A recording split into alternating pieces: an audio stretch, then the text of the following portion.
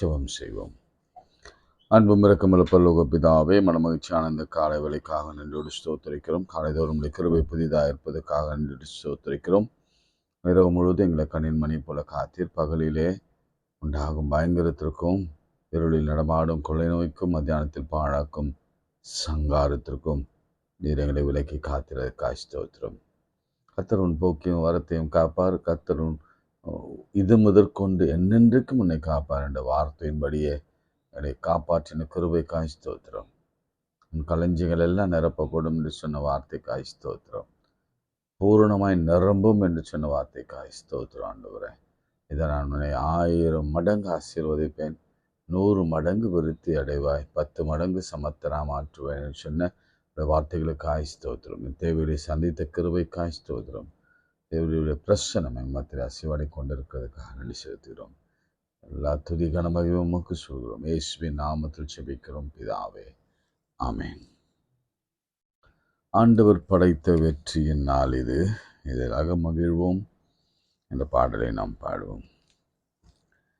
ஆண்டவர் படைத்த வெற்றியின் நாள் இது, இன்று மகிழ்வோம், அக்களிப்போம், அல்லேலூயா பாடுவோம்.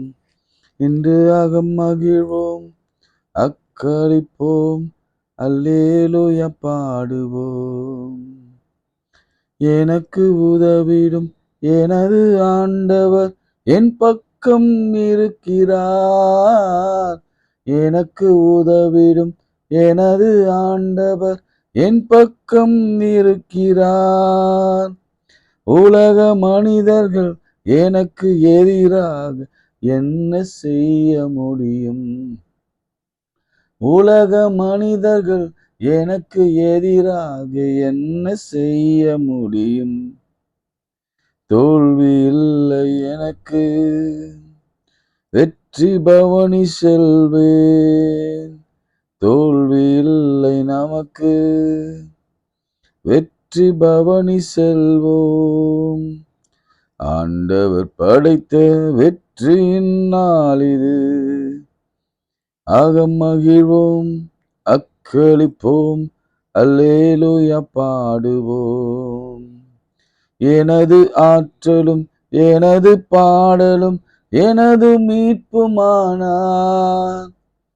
எனது ஆற்றலும் எனது பாடலும் எனது மீட்புமானான். நீதிமான்களின் சபையினிலே ஒற்றிக்கோடல் ஒலிக்கட்டும். நீதிமான்களின் சபையினிலே வெற்றி குரல் ஒலிக்கட்டும். தோல்வி இல்லை எனக்கு, வெற்றி பவனி செல்வேன். தோல்வி இல்லை எனக்கு, வெற்றி பவனி செல்வேன். ஆண்டவர் படைத்த வெற்றியின் நாள் இது, மகிழ்வோம், அக்களிப்போம், அல்லேலூயா பாடுவோம்.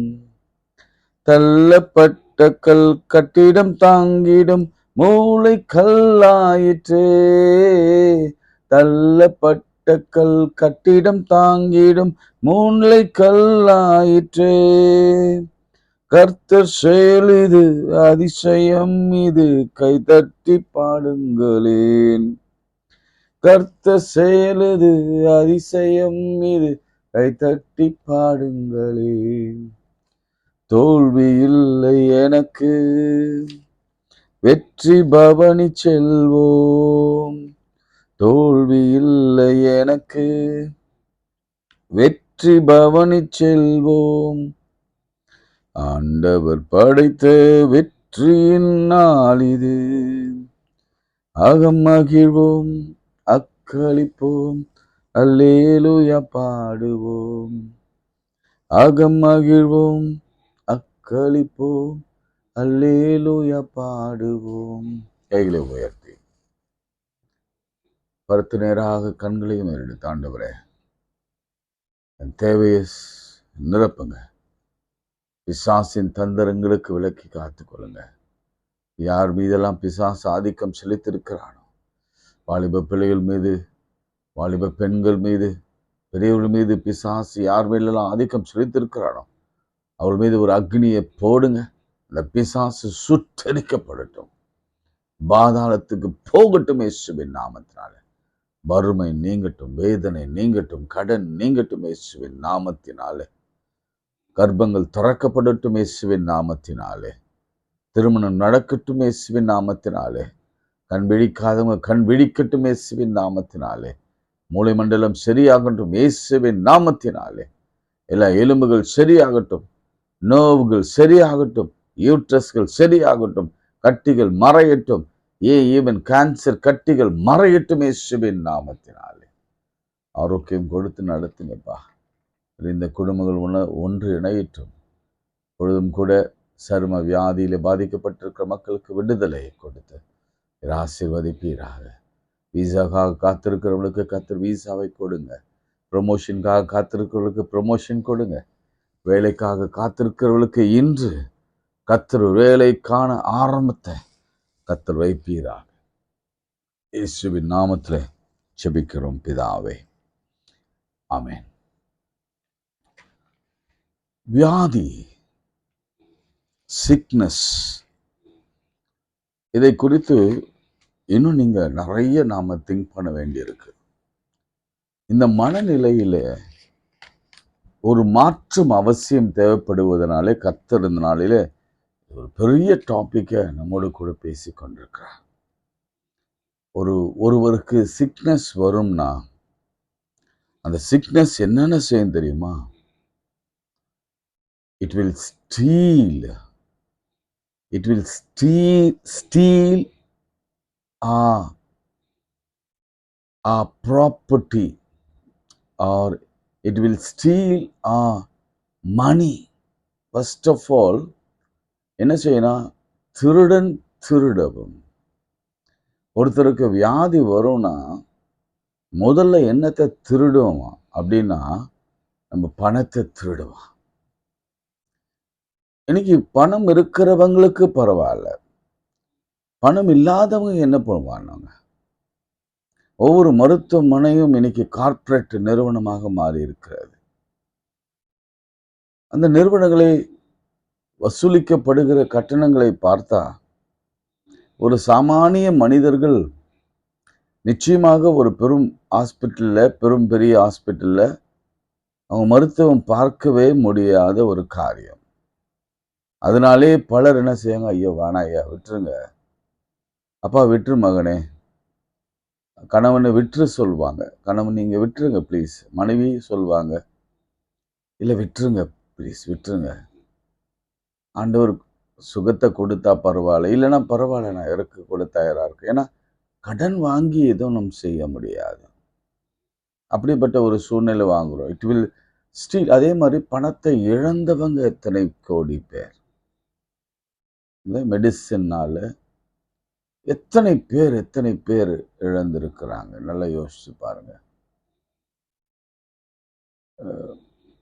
ஒருவேளை நாம் என் வாழ்க்கையிலேருந்து சொல்லணும்னா, நான் அம்மாவுடைய இறப்பில் மருத்துவமனையில் 1 வீக் இருந்தபொழுது எனக்கு ஏற்பட்ட பொருளாதார நெருக்கடி.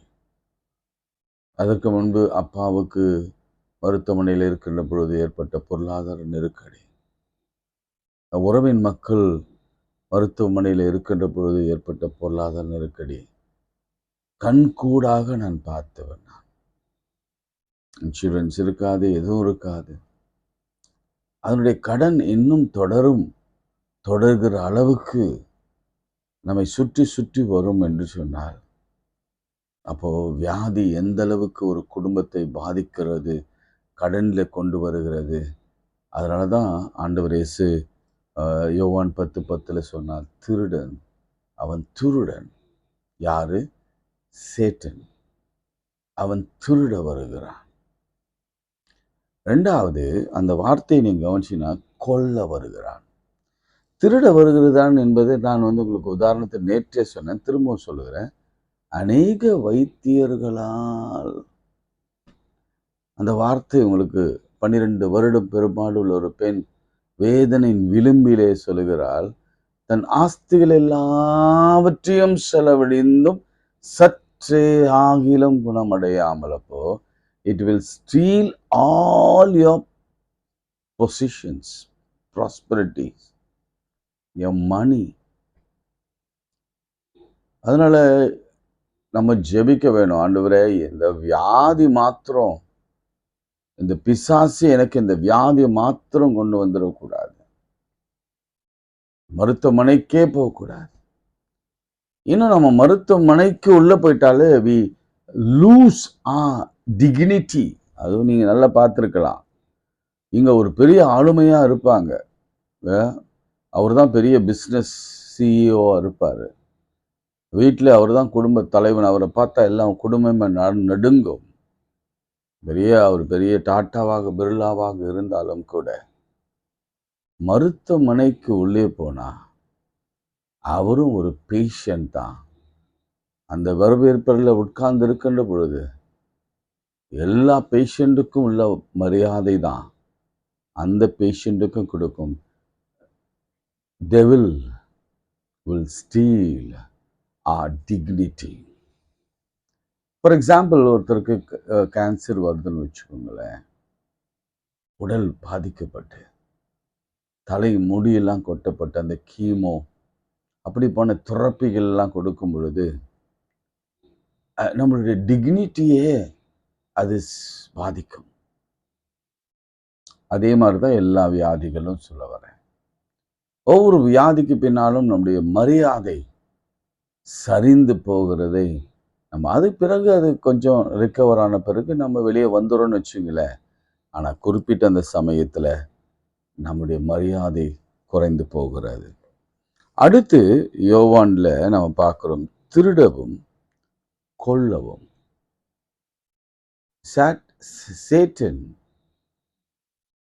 Satan kills us by giving us a disease. நம்மை கொல்ல வருகிறான்.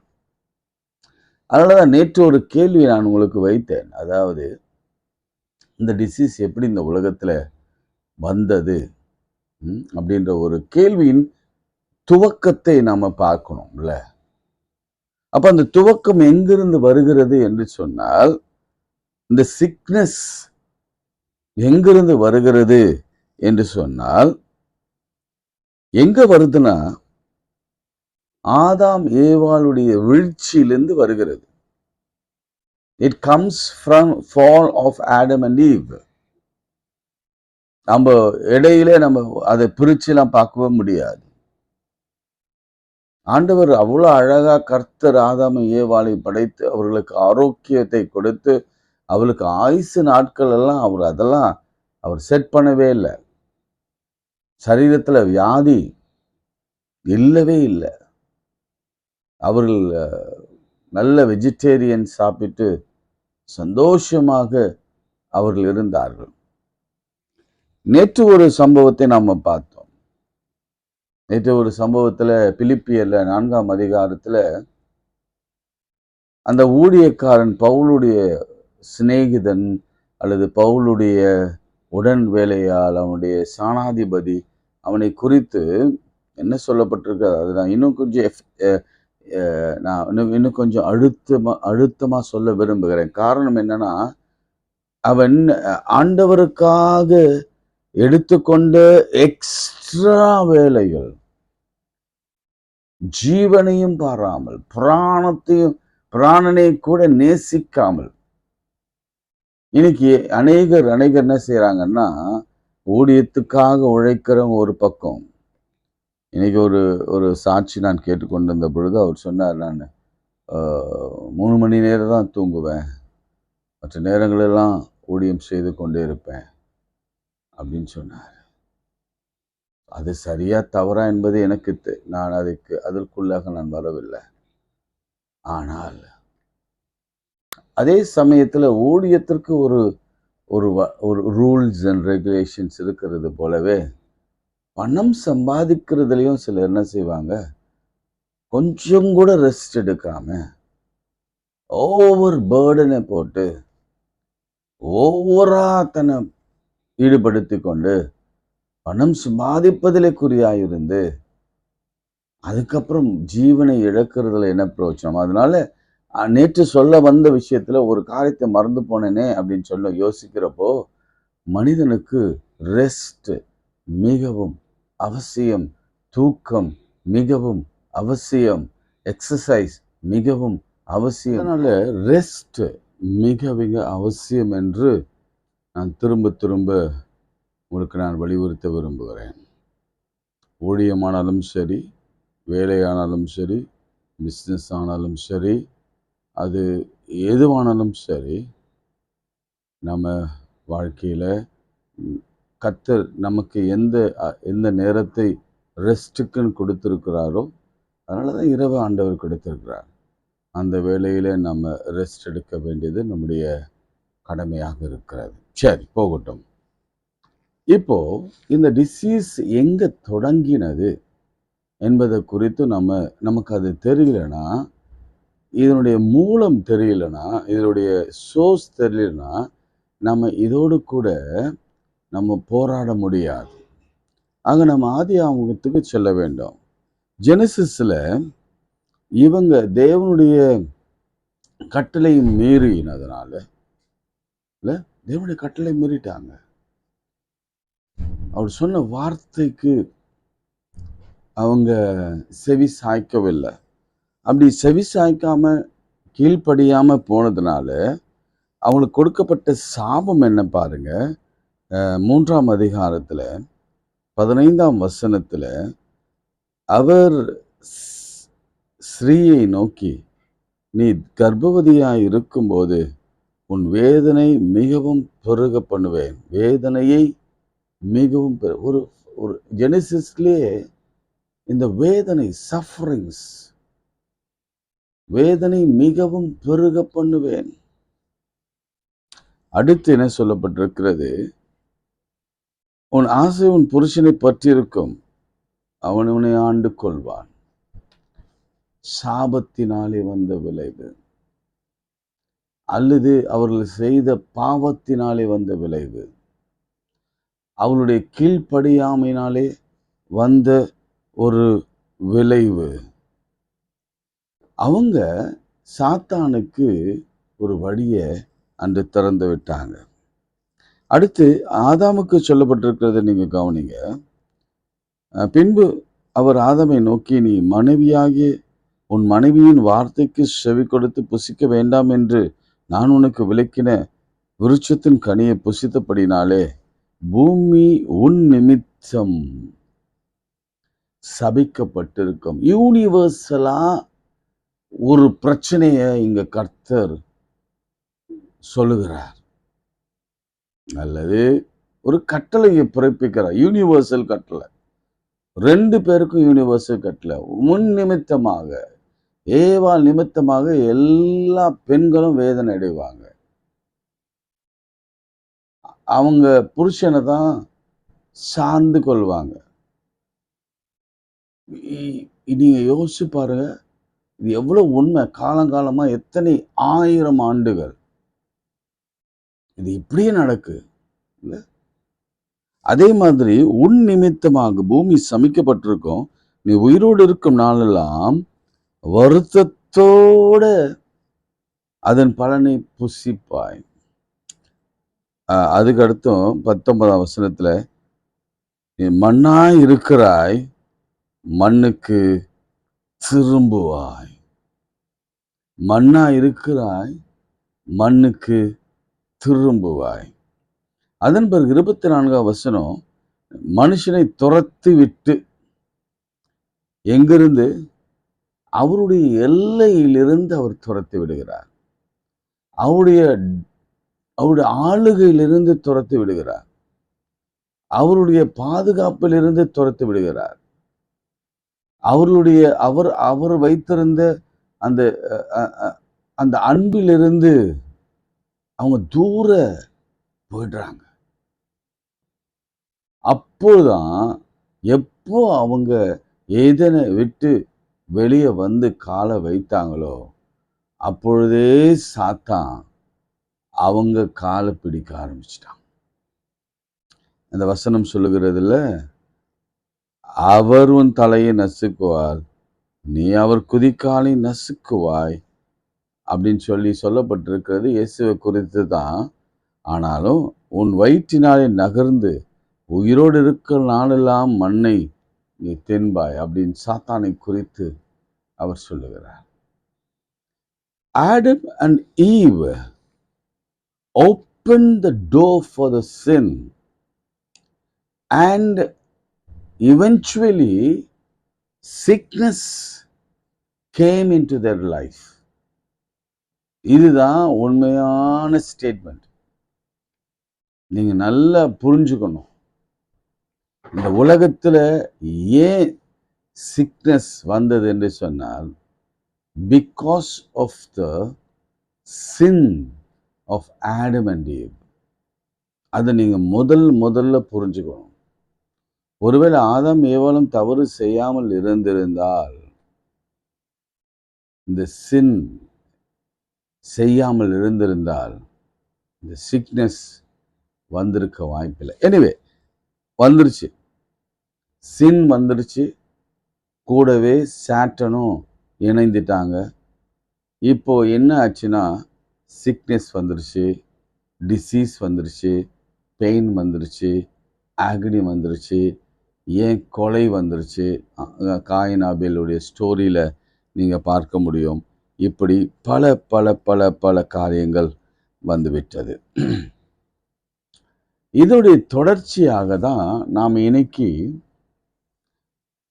ஒரு காரியத்தை நாம் பார்க்க போகிறோம். என்ன காரியம்னா, ஆண்டவர் இயேசு கிறிஸ்து எதுக்காக இந்த உலகத்தில் வந்தார் என்று சொன்னால், திருடவும் கொல்லவும் அழிக்கவும் வருகிறானே அன்றி வேறொன்றுக்கும் வரான். நான் அவைகளுக்கு ஜீவன் உண்டாயிருக்கவும் அந்த ஜீவன் பரிபூரணப்படவும் வந்தேன் என்று சொன்னார். ஒரு உண்மை நான் சொல்லட்டும். அது என்ன உண்மைனா, இயேசு கிறிஸ்து பிறந்ததிலிருந்து அவர் இறக்கிற வரையில அவருக்கு ஒரு சிக்னஸும் இல்லை.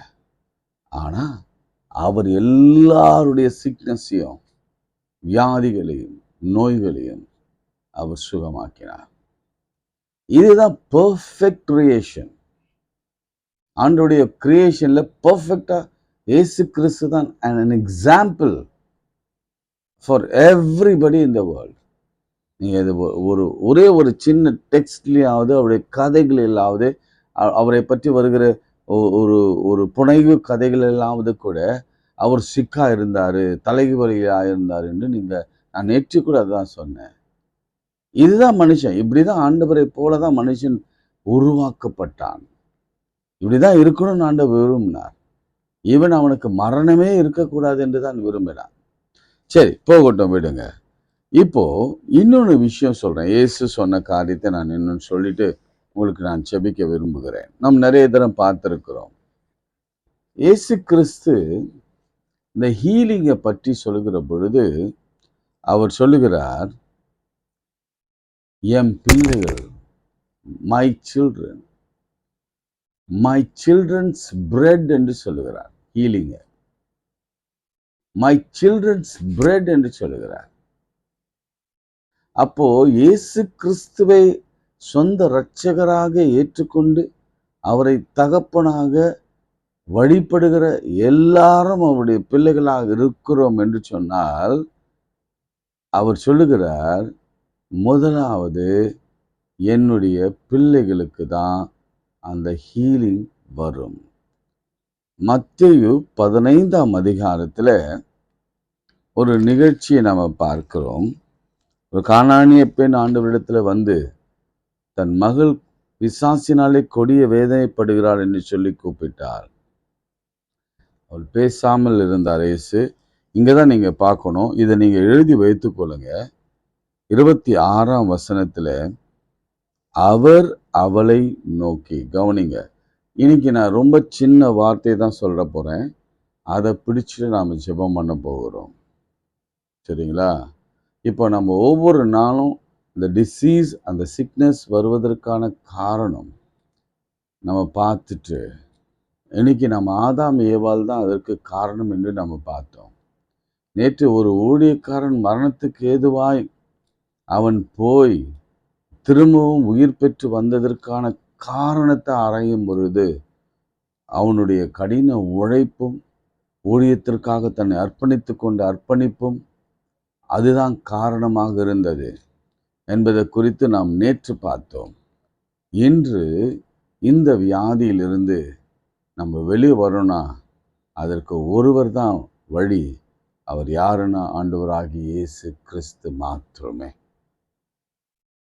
ஏன்னா அவர் அவ்வளோ கான்ஃபிடென்ட்டாக சொல்கிறார். இங்கே பாருங்கள் 26ஆம் வசனத்தில் மேத்யூ 15:26 அவர் அவளை நோக்கி பிள்ளைகளின் அப்பத்தை எடுத்து, அப்படின்னா என்ன அர்த்தம்னா, பிள்ளைகளின் அப்பத்தை நான் பிள்ளைகளுக்கு தான் கொடுப்பேன். அப்பம்னா என்ன? Healing, blessing. அது ஸ்பிரிச்சுவல் பிளெஸ்ஸிங், ஃபினான்ஷியல் பிளெஸ்ஸிங், எல்லா பிளெஸ்ஸிங்காக இருக்கணும். அவர் சொல்ல, நான் என் பிள்ளைகளுக்கு தான் நான் முதல்ல கொடுப்பேன். ஒரு அப்பா தான் பிள்ளைகளுக்கு வாதை வரணும்னு விரும்புவானா? ஒருத்தர் இப்படி தான், இது நான் தியானித்து கொண்டிருந்த பொழுது ஒரு ஊழியக்காரர் கேட்டார், எவனாவது ஒரு தகப்பன் தான் பிள்ளைக்கு கேன்சர் வரட்டும், வந்தா வரணும் அப்படின்னு நினைப்பானா? இல்லை, எவ்வளோ நினைக்க மாட்டான். ஸோ அப்பா நாம இந்த கேள்வி ஏன்னா வைக்கிறேன்னா, அப்பா நாம சுகவீனப்படணும்னு நினைப்பாரா? பலவீனம் படணும்னு நினைப்பாரா? பலவீனத்துல இவன் போய் மறிக்கணும்னு நினைப்பாரா? நல்லா யோசிச்சு பாருங்க. இந்த கான்ஃபிடன்ஸ் உங்களுக்கு வந்துருச்சுன்னா நாம இந்த வியாதியை நம்மால ஜெயிக்க முடியும். வரலாம், பலவீனங்கள் வரலாம், சோர்வுகள் வரலாம், வியாதிகள் வரலாம், வாதைகள் வரலாம், உடல் உறுப்புகள் இழப்புகள் நேரிடலாம், கொஞ்சம் கொஞ்சமா ஸ்பாயில் ஆகலாம், நம்ம அழிவை நோக்கி போய்கொண்டிருக்கலாம். ஆனாலும் தகப்பன் என்ன நினைப்பார் என்று யோசிங்க. தாம் பிள்ளை அதுல சாகணும்னு நினைப்பாரா? அதனாலதான் இன்னைக்கு நீங்க ஜெபம் பண்ணும் பொழுது நல்ல கவனமா ஜெபம் பண்ணுங்க. இந்த வசனத்தை, இந்த நிகழ்ச்சியை வைத்து நீங்க சொன்ன வார்த்தை இதுதான். பிள்ளைகளின் அப்பம் சொல்லியிருக்கீங்க, மை சில்ட்ரன்ஸ் பிரெட்ன்னு சொல்லியிருக்கீங்க. அதனால உங்களை நான் விடுறதா இல்லை. சொல்லுங்க பார்ப்போம். நாங்க உங்க பிள்ளைகள், அந்த பிள்ளைகளுக்குரிய அப்பம் எங்களுக்கானது, நாங்களே அதை பெற உரிமை உள்ளவர்கள், எங்களுக்கு அதுக்கு முழு சுதந்திரம் இருக்கிறது.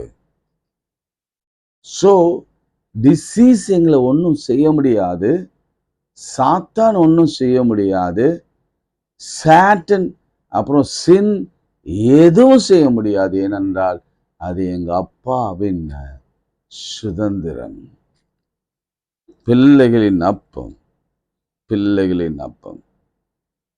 அதுக்கு அவங்க சொல்றாங்க. அது அந்த அந்த அந்த அந்த மிராக்களை நம்ம நிறைய நேரம் பார்த்ததுனால நம்ம அது சொல்ல வேண்டிய அவசியம் இல்லை. உன் விசுவாசம் அது ஒருவேளை யாருக்காவது பயன்படணும்னா அதை நான் சொல்றேன். ஆவியானவர் அதை எடுத்து சொல்றாரு, நான் அதை சொல்லிடுறேன். 15ஆம் அதிகாரம் மூடிட்ட பிறகு திரும்ப எடுக்கிறாருன்னா அது உங்களுக்காக தான் இருக்கும். இயேசு அவளுக்கு பிரதியுத்தரமாக, ஸ்திரீயே, உன் விசுவாசம் பெரியது, நீ விரும்புகிறபடியே உனக்கு ஆக கடவது என்றார். அந்நேரமே அவள் மகள் ஆரோக்கியம் ஆனாள். ஆமென். அந்நேரமே அவள் மகள் ஆரோக்கியம் ஆனாள். இன்னைக்கு ஒருவேளை மரணத்திற்கு ஏதுவான வியாதி, அதான் சொல்றேன், உங்க உங்க உங்க ப்ராப்பர்ட்டியை திருடிட்டானா வியாதி நிமித்தம், அல்லது உங்களை கொல்ல பார்க்கறானா, உங்களை அழிக்க பார்க்கறானா, வகை தேடி திரிகிறானா? எவ்வளவு டிஸ்ட்ராய் பண்ணியிருக்கிறான். உங்க ஹெல்த்து, உங்க வெல்த்தை டிஸ்ட்ராய் பண்ணியிருக்கிறான். நீங்க கிளைம் பண்ண வேண்டிய ஒரு வார்த்தை ஒன்று உண்டு. நம்ம எப்பவுமே நம்ம ஜெபத்துல ரொம்ப ஷார்ப்பா இருக்கணும். அதான் சொல்றேன், ஷார்ப்பா இருக்கணும். ஒரு வார்த்தை பேசினாலும் அது நச்சுன்னு பேசணும். ஆண்டவருக்கு இந்த வேர்ட் ஆஃப் காட் எவ்வளவு பவர்ஃபுல் என்பது நம்ம ஆண்டவரிடத்துல பேசும் பொழுதுதான் புரியும். நான் சில வார்த்தைகள்லாம் அந்த அளவுக்கு எடுத்து வைத்திருக்கிறேன். யாக்கோபு சொல்வான், நீங்க எனக்கு வாக்கு கொடுத்தீங்களே, அது எவ்வளவு பெரிய விஷயம் இல்ல. நீங்க எனக்கு வாக்கு கொடுத்தீங்களே, அந்த மாதிரி தான் நம்ம கேட்கணும். இன்னைக்கு நாம என்ன கேட்க போறோம்னா, ஒருவேளை நம்மளுடைய எல்லா தாழ்விலும் சாத்தான் நமக்கு செய்து வைத்திருக்கிற எல்லா குறைவுகளிலும் நாம் கேட்க வேண்டிய ஒரே வார்த்தை, இன்னைக்கு ரொம்ப சின்ன ஜெபந்தான். அது தாவீதின் குமாரனை இறங்கும் என்ற ஜெபம் இல்லை. ஐயா, பிள்ளைகளின் அப்பம் என்று சொன்னீங்களே, நாங்க உங்க பிள்ளைகள் தான். உங்க அப்பத்தை எனக்கு தாங்க, சுகத்தை எனக்கு தாங்க. நீங்க எப்படி ஆரோக்கியமா இருந்தீங்களோ அப்படி எங்களை ஆரோக்கியமா வைங்க. உங்க பலவீனங்கள் எல்லாம் நீங்க ஏற்றுக்கொண்டு எங்க நோய்கள் எல்லாம் சுமந்துன்னு சொன்னீங்களே, இந்த அப்பாவின் அப்பத்தை எங்களுக்கு தாங்க. பெரியமானவர்கள் அப்படி கேட்பீங்களா? இன்னைக்கு நாம கேட்டு வைராக்கியமா சில காரியங்கள் பெற்றுக்கொள்ள வேண்டும். இனி வியாதி கீதி வந்ததுன்னா வச்சுங்களேன், முதல்ல நம்ம பேச வேண்டிய விஷயம் என்ன தெரியுமா?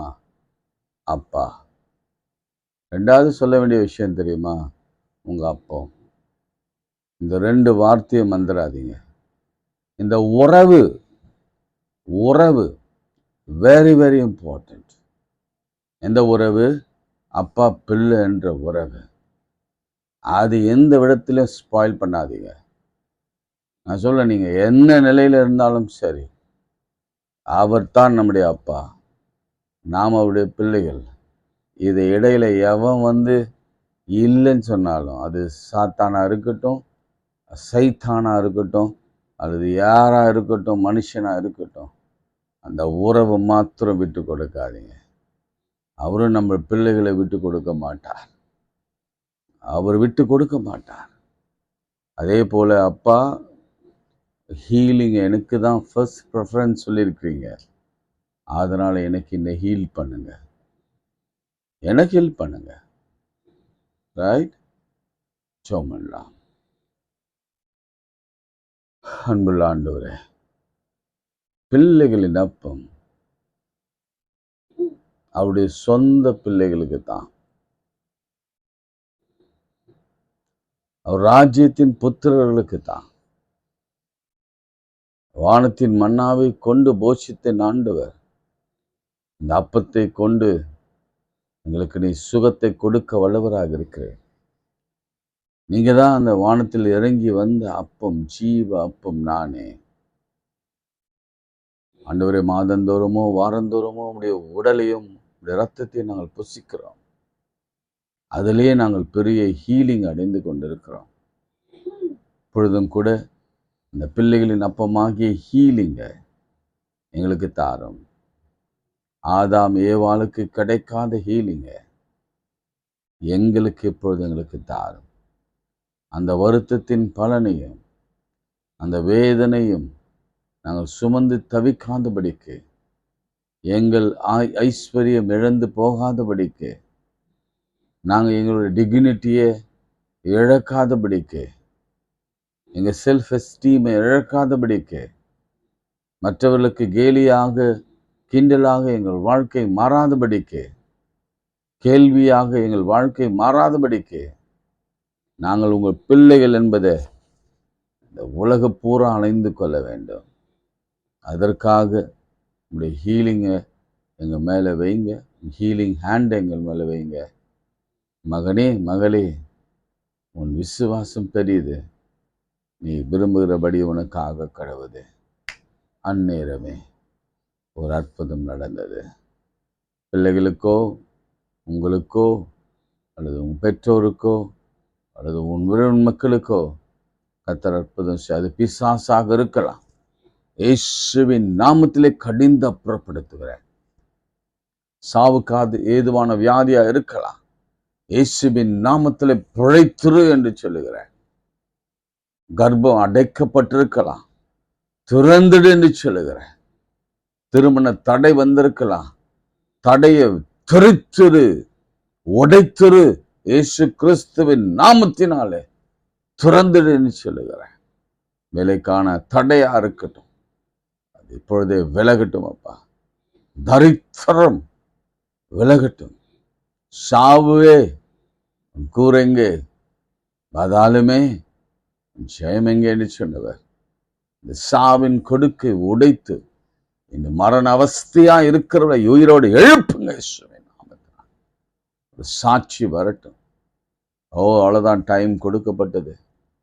இல்ல, ஆண்டவர் உயிரோடு எழுப்புவார், சாட்சியாக நிறுத்துவார். நீ பக்கத்துல போய் தைரியமா ஜெபம் பண்ணுங்க. பிள்ளையின் அப்பம் என்ற பாடலை பாடுங்க. பிள்ளையின் அப்பம் என்று பாடலை பாடுங்க.